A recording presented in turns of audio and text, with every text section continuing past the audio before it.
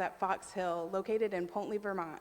I'm Krista Roop, and tonight we are opening up our new show for the summer season called Capturing Time, a Neil Rappaport Retrospective. And I am Chuck Helfer.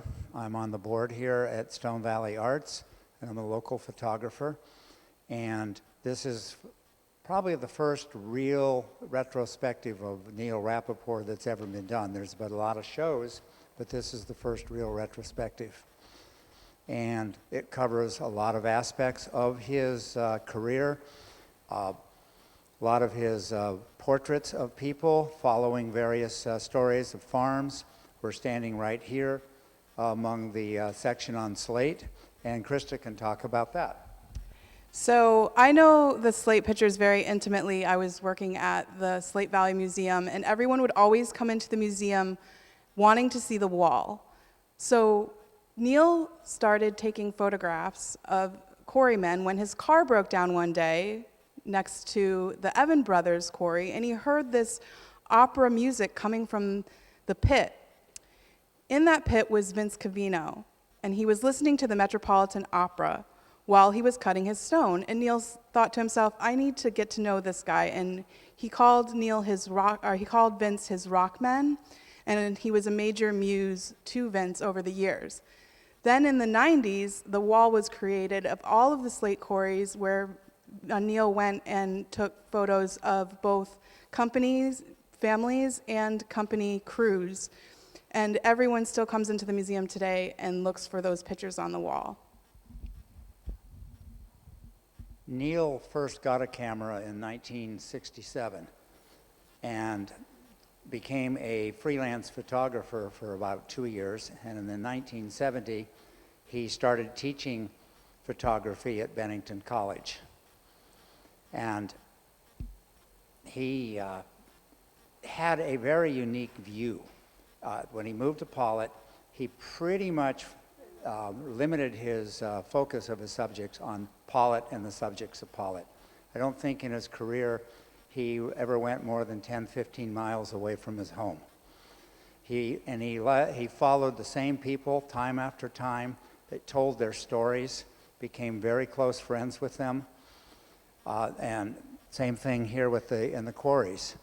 You know, the people took them under his wing, taught him how he should photograph things, how to tell the story. Neil would take pictures, share his pictures with them, and give them pictures. And then from those pictures, they'd tell him what was missing, and he'd do another set. Hi, I'm Eileen Travell. I was one of Neil Rappaport's students from 1984 to 1988 at Bennington College. I never planned to be a photographer, but I started studying with him, and I fell in love with the process of photography and portraiture. And eventually, I am the person who is in charge of Neil's archive now. So Neil was an incredible teacher and historian. He was a self-taught photographer, and he learned his medium. He was a music and English major at Williams College.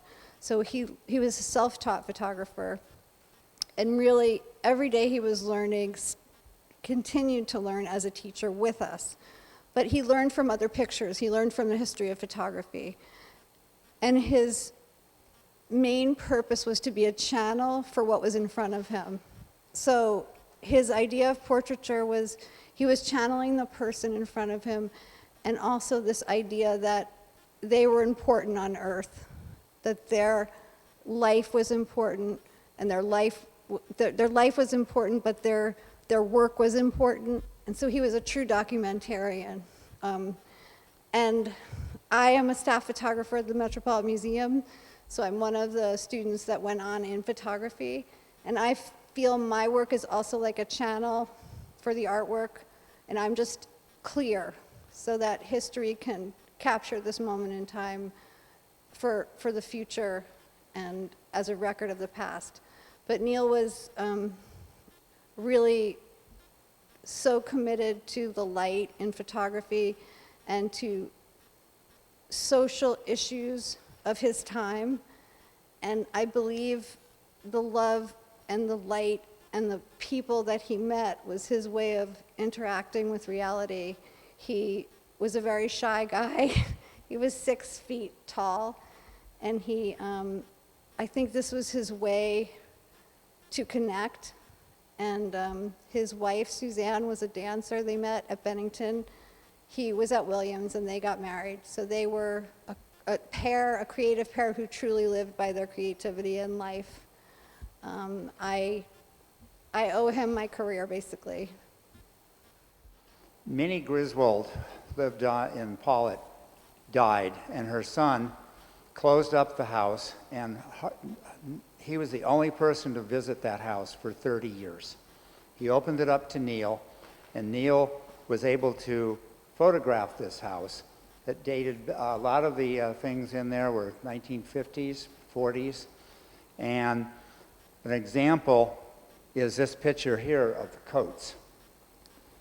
And there's a whole series of hand-tinted that he took pictures, room by room, everything in it, got them home, and printed them, and something was missing. And so they took the prints. His wife, Suzanne, said they needed color.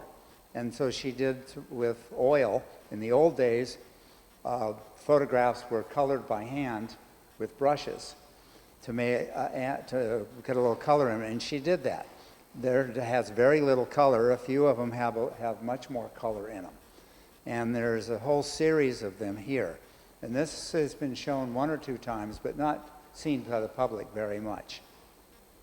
This is Neil's large format view camera. He started with an 8x10 view camera, but then moved down to a 4x5 view camera with a 5x7 reducing back. He felt that the connection to the person, when he was shooting them, he would be under a dark cloth and then making the connection with a long exposure with the view camera. And he was like, actually, with timed exposure, he felt the time on the film was actually adding to the soul of the person being captured in the portrait. So it's a beautiful wooden camera, and his 8x10 blew over, so he went down to a smaller size, which was also more economical for him. But this is his camera that you can see in the portrait over there. It's the same camera.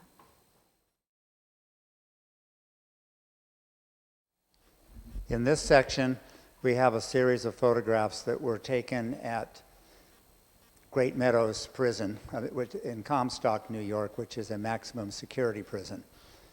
Neil approached them to do a project after the Attica uprising in 1971.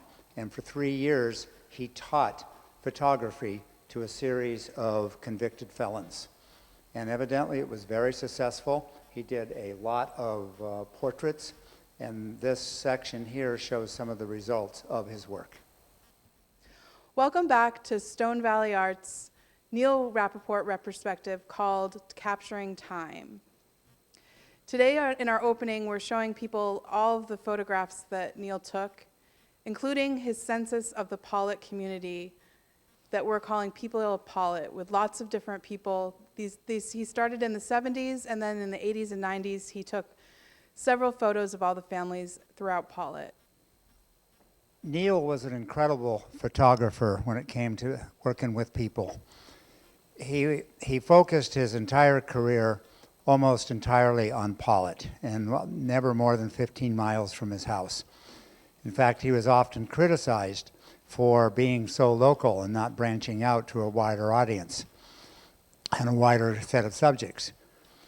And that's the key word, subject. To the people of Pawlet, they were not subjects, they were friends, they were neighbors, and that's how he treated them. And that's how he got such incredible pictures. He liked going back to families many times. There's Rogers, 3 or 4 different pictures of Rogers on these walls. I think there's 6 pictures of Covino upstairs. And I'm looking at, standing by right here, this photograph. Here's a picture of the Rogers, him visiting his wife in a hospital after she had a stroke. How many folks know of a husband who will visit his wife in the hospital and bring a photographer with him?